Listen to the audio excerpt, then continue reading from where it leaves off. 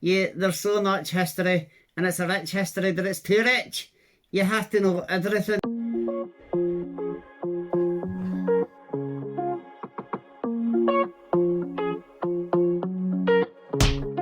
Hello, my name is Lee, and I'm Ned, and today we watched science fiction. Yes, we did. We watched Star Trek First Contact. Let's get into it. So, Star Trek First Contact from 1996. It lasts 1 hour 50 minutes and it stars Patrick Stewart and all the rest. Yeah. Now, the movie opens with very cinematic music, doesn't it? Yeah, da da da da. Yes, it's pretty cool. It's really, really long titles though. Yeah, it takes a while to get there. But the movie opens after that with Captain Jean Luc Picard, played by Patrick Stewart, and he is some sort of prisoner, isn't he? Yeah, there are like thousands and thousands and thousands of prisoners, like in the Matrix, like when you see all the humans are just being used as an energy source. It's kind of like that. They're all in this like futuristic holding cell. Yeah, we see him, and then the camera pans out, and there are thousands of people, aren't there? Yeah, he's the only one in a uniform, though. Yeah, they all seem to be in the same sort of outfit, this dark outfit. Yeah, except him, because he's the star. Yeah. Well, it doesn't really matter because we discover that this is actually a dream. Yeah. And then he wakes up and he goes to the bathroom and then looks in the mirror and he sees himself as a dog, which is a bad guy. Yeah. And that's a dream too. Yeah, that is a dream too. But these dreams tell him something. The Borg is back. Now, the Borg is something that apparently was in the TV show Star Trek The Next Generation several years prior to this movie, right? And they captured Jean Luc Picard. Picard, yeah, sorry. They captured Jean Luc Picard and made him a part of the Borg. What is the Borg? So the Borg is like this single collective being, right? And what it does is it'll take your body and it'll control it for its own purposes, right? Like a virus. Yeah, yeah, kind of, yeah. And the goal is to have every single living being in the universe as part of the Borg. Oh, that's mental. Yeah. Yeah. Well, that's Star Trek. Yeah. I don't know about this Star Trek thing. You've never seen it before? No. Did you? I think I've never seen all of the Star Trek movies. I used to watch the Star Trek Next Generation on and off for a few years, way back in the late 90s, right? Is it good? Well, it's not really my kind of thing. I think I only watched it back then because there was nothing else on, maybe. I don't know. Glowing review. Yeah. Well, anyway, let's carry on. It is a huge thing and it's very, very popular, right? And it's not bad. I mean, some things in Star Trek are, to me, a bit odd, a bit boring at times. But, there's enough entertainment there for the casual viewer. Really? I think so. Anyway, let's carry on with this movie review. Right. So Picard knows, as I said, that the Borg are back. Now, he speaks about this with his crew, and they remind him he cannot be involved in this. Because he's been taken over before by the Borg, he is very susceptible to being taken over again, and he's the one most at risk. Kill. Yeah. Now, as far as movie bad guys go, as far as villains go, the Borg is a pretty good one. Yeah, it's quite threatening and really cool looking. Mostly. Yeah, mostly. And we find out that Jean-Luc Picard's hunch is right. His feeling is correct. The Borg are back. In fact, the Borg have been attacking some Starfleet ships. The USS Enterprise, right? That's his ship. Yeah, that's Picard's ship, and that's part of the Starfleet, it's called. Right, it's kind of like the Navy. The US Navy or the Royal Navy. as in there's a big fleet and they all work on the same team. Ah, okay, right. When Captain Picard and his crew find out that Starfleet have been being attacked, they're ordered to stay away because of Picard's history, as we said. Yeah, that. Then he says to Data, oh, what should they do? And Data, who's like an android guy, a half-robot guy, he says, let's go to Earth. To hell with my orders. Yeah, because he's so human. Yeah, something like that. Yeah. Now, we also see Mr. Worf at this point. Yeah, he's like a Klingon. And he's on his own little ship with his own little crew. Yeah, and they fight the Dorg. And Picard arrives in time to help fight the Dorg. And the Dorg... Take your time. The Dorg's shit is a little kid. Yeah, but it gets blasted anyway. Yeah, because the entire Starfleet opened fire on it. And they blow it up. Yeah, and then Mr. Worf, the Klingon guy, he comes back to USS Enterprise to deal with Picard and Data and all that, and number one, yeah, I don't think his name's number one. What's his name? I don't remember. Riker. Is it Riker? Yeah, let's say so. After this, we see the Borg cube is now a Borg sphere. It still, exists. It hasn't been blown to smithereens. And it decides to fly back through time. Yeah, so the USS Enterprise chase it. And while they're going through time, they realise they're going back to Earth. And they say, oh, population of Earth, 9 billion. All Borg. Yeah, they do say that. And then seconds later, that's not the case. So I don't know if it was all Borg just before they returned to where they're returning to, or I don't know, it's really confusing to me. Yeah, and me, yeah, I'm glad it's not just me. Or me, yeah. Or you, yeah, right. On Earth, we see that everyone is an Earthling. We see that there's a little camp with all these people, and they are sort of out in the woods living, but they're fired upon by the Borg. Just out of the blue, they're attacked. Yeah, but then in the Enterprise shits the Borg shut down again. That was easy. Yeah. Yeah, they could have ended the film there. But we find out it's actually April 4th, 2063, right? So that is the day before First Contact. What does that mean? So that is the day before First Contact. The day before humans make contact with extraterrestrial life. Oh, aliens, yeah. It's a very important day coming up. Oh, it's going to change the course of humanity. It is. It's going to change the course of everything. Oh, cool. I can't wait. What are you doing?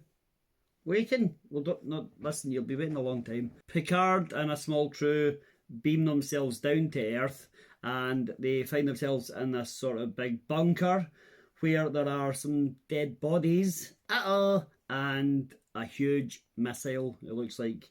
Yeah. And one of the camp people, Lily, oh yeah, Lily, she sees them and opens fire straight away because she thinks they're the hostile people who attacked their camp. Yeah, it does look like that. Eventually Picard manages to convince Lily that they're here to help, although she faints. I don't really know why, but she faints and he takes her back to the ship. At the same time, another crew come beaming down from the Enterprise. Yeah, Geordie LaForge. Oh, how do you know his name? He's the cool one. Alright, yeah, Geordie. Where's his eye thing? Yeah, see, I remember Geordie having this sort of thing across his eyes. Yeah, exactly. It's the only way he can see. And it was like his weakness in the TV show. I think you're right. I think you're right. But I don't know. It's just, I guess throughout the series he was upgraded or cured of blindness, or I don't know. See, this is the problem with Star Trek. Yeah, there's so much history, and it's a rich history, but it's too rich.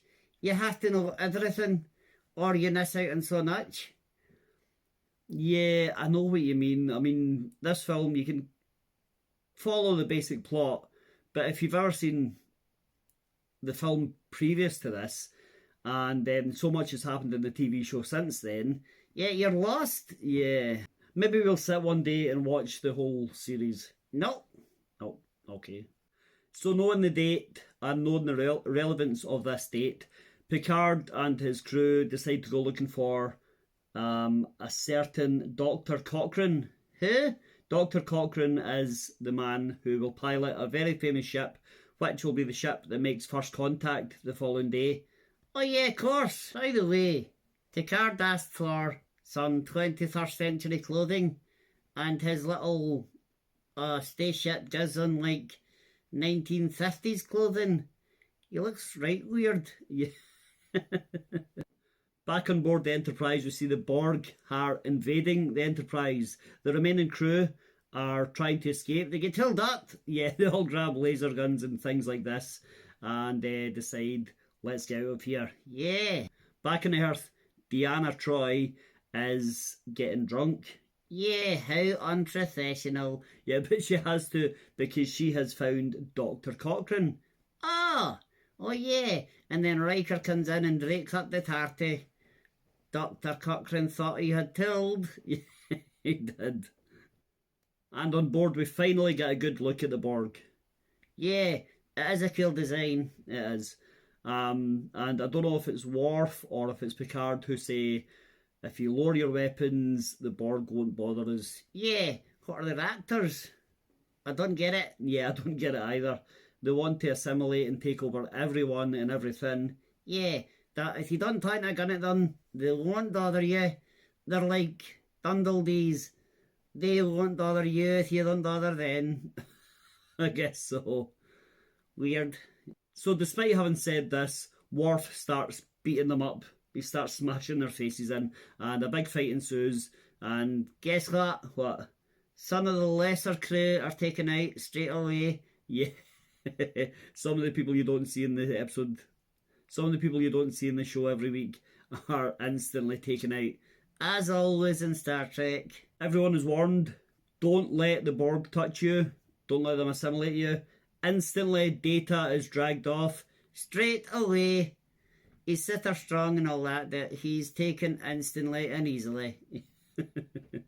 And Picard also says, if someone is assimilated by the Borg, don't feel bad about taking them out. Shoot them straight away. It's easier for them, it's better for them, it's what they would have wanted. Yeah, even though that's clearly not what he was saying a few years ago when he was assimilated. Yeah, I guess. Yeah, sure, Jean Luc. Lily, who fainted earlier and was brought on board, she wakes up and she takes Jean Luc Picard hostage. Yep, on his own ship. Yeah. At the same time, Data is being drilled into. Ouch. Back on Earth, Dr. Cochrane has been told by Riker and Deanna Troi and all that he will make first contact with some aliens tomorrow, and these aliens will give him the knowledge and technology of space travel, intergalactic travel. Yeah. It's a lot to Leon and Anne. Back on board, there's a lot of back and forward. Yeah, well, we're jumping between Earth and back on board the USS Enterprise quite a lot. Yeah, they are. Well, anyway, back on board, Picard convinces Lily to trust him by showing her that, look, we're in outer space. Yeah, that's all it takes. Well, yeah, but meanwhile, the crew are being turned into Borg.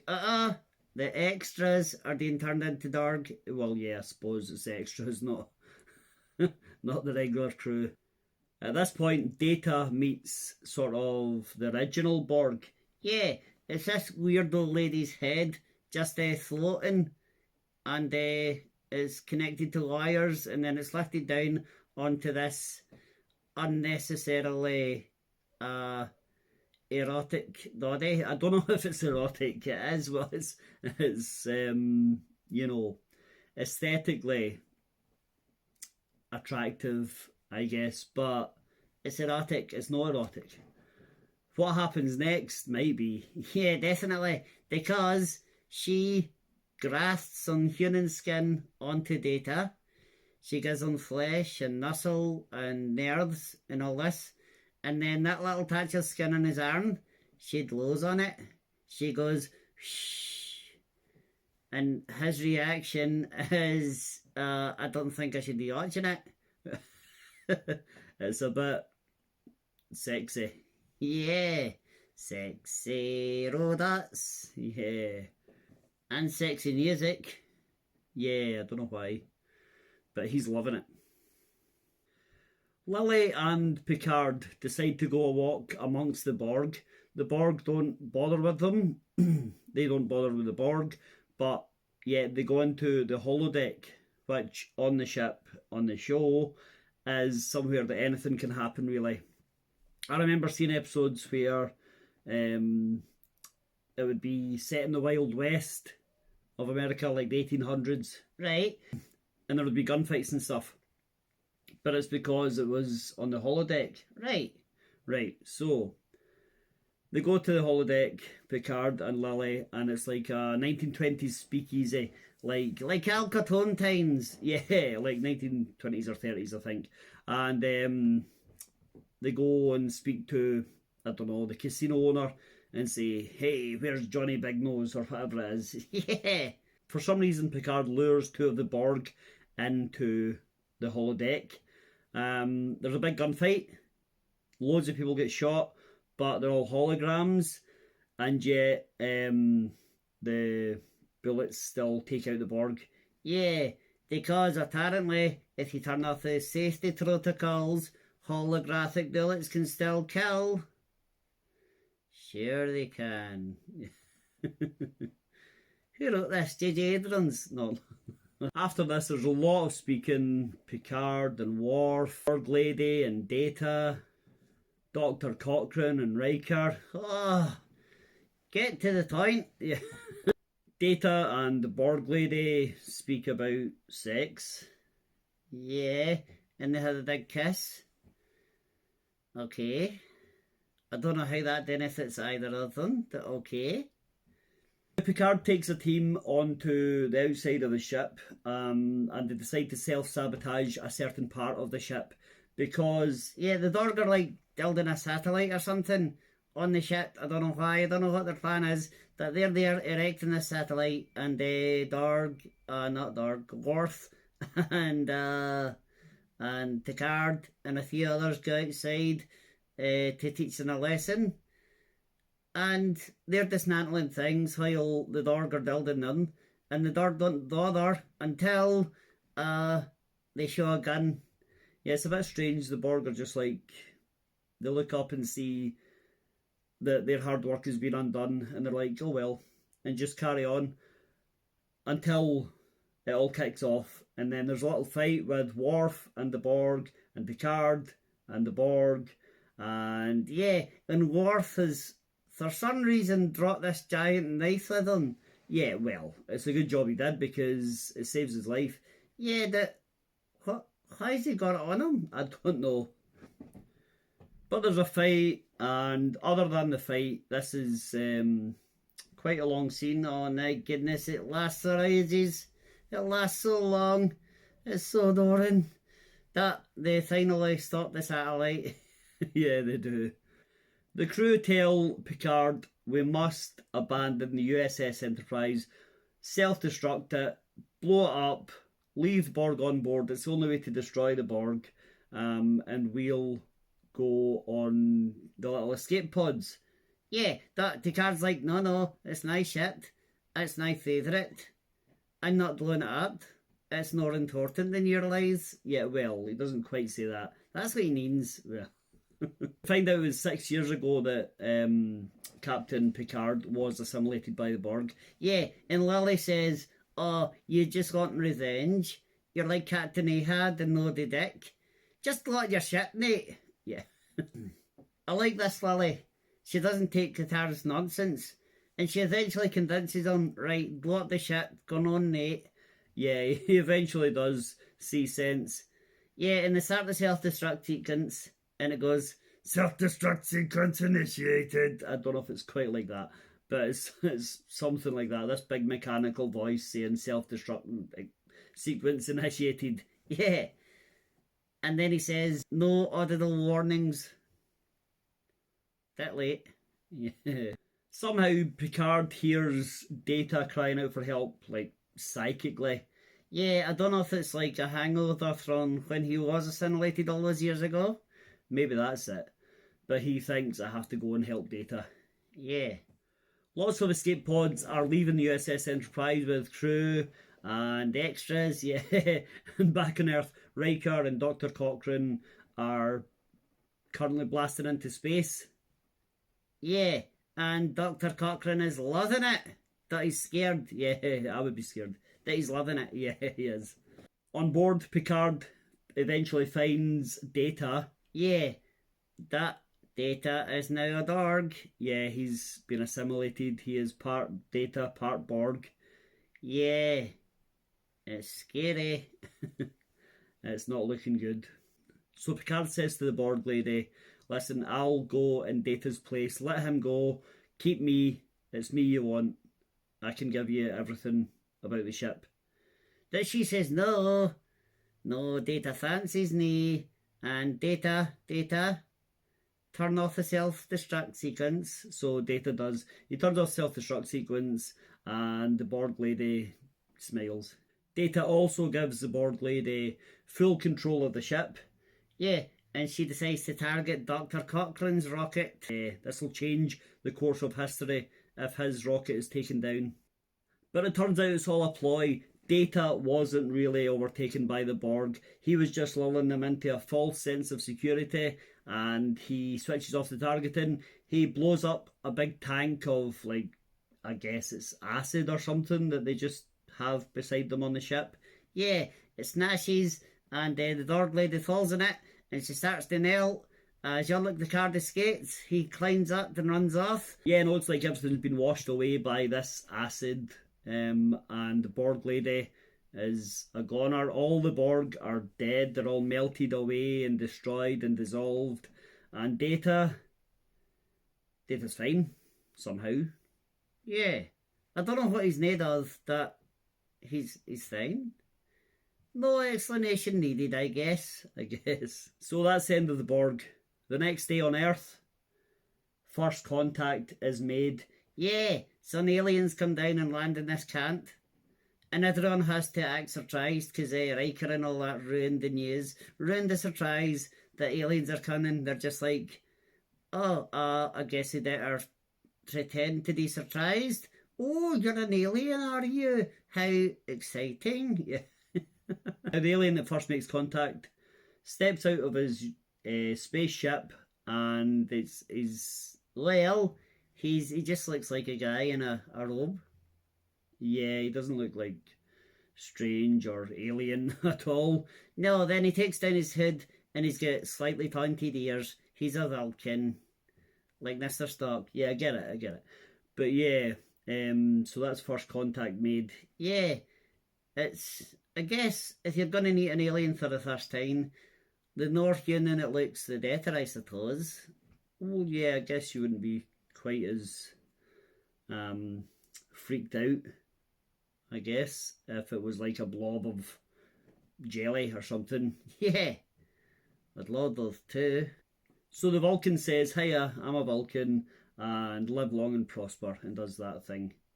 What's that? That's what Vulcans do. It's like a live long and prosper thing. What are you talking about? You have to watch Star Trek, right? Anyway, Picard and everyone else decide to sneak off back to USS Enterprise, which was not destroyed.